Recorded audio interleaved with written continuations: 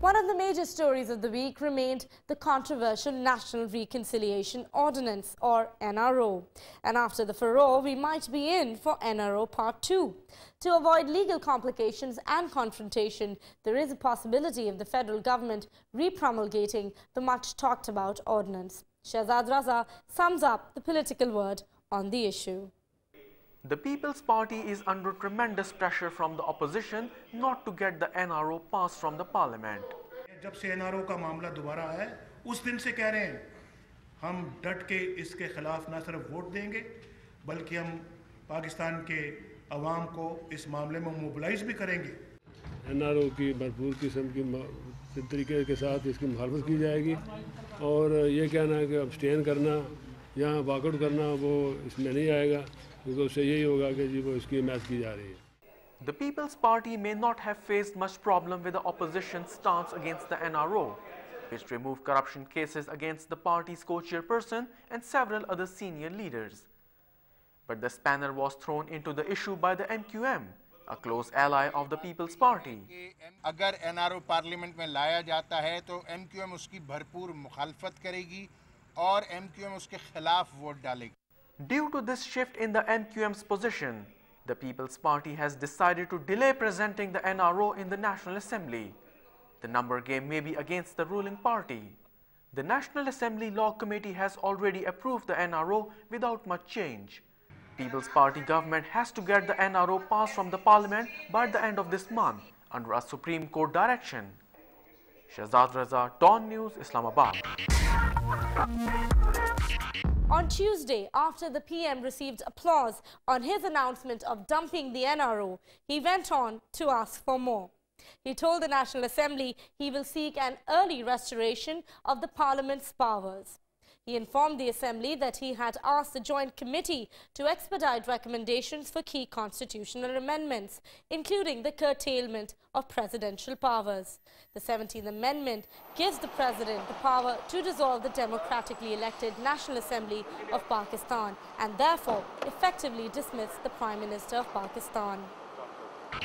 A passenger train heading to Karachi collided with a cargo carrier moving in the other direction. 14 people were killed and at least 45 injured. Abid Hassan recounts the incident. A routine journey from Sialkot to Karachi turned tragic as a passenger train collided with a cargo train. One of the carriages of the passenger train was badly damaged, leaving hundreds trapped inside. After several hours of rescue efforts, the injured were shifted for treatment to the Jinnah hospital.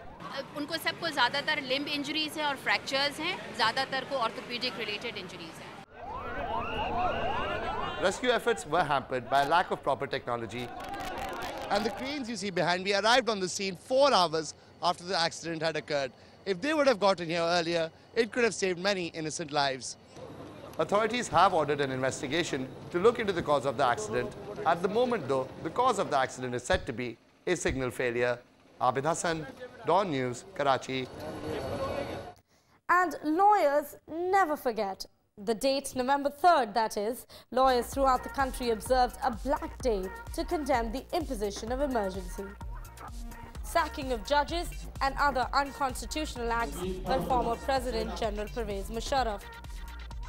Pakistan tennis ace AISAM Qureshi picked up arguably the biggest win of his career when he, together with American James Saratani, beat the team of Roger Federer. And what makes this victory even sweeter is the fact that Federer lost to AISAM in his hometown of Basel.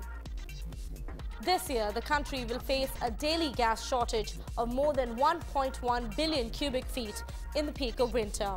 To manage the shortfall, the government has decided to close factories and CNG stations in the NWFP and Punjab for 2 days a week. Now, CNG stations are not very happy about this decision. The National Assembly on Wednesday passed an amendment in the Criminal Procedure Code which will now allow women to lodge an FIR against any individual accused of harassment. The Criminal Law Amendment Bill is yet to be passed by the Senate, after which it will become law. It amends both the Pakistan Penal Code and the Code of Criminal Procedure. We'll take a quick break here on Weekap, but still to come, a national hero begs for his legal rights. Coming up on Weekap.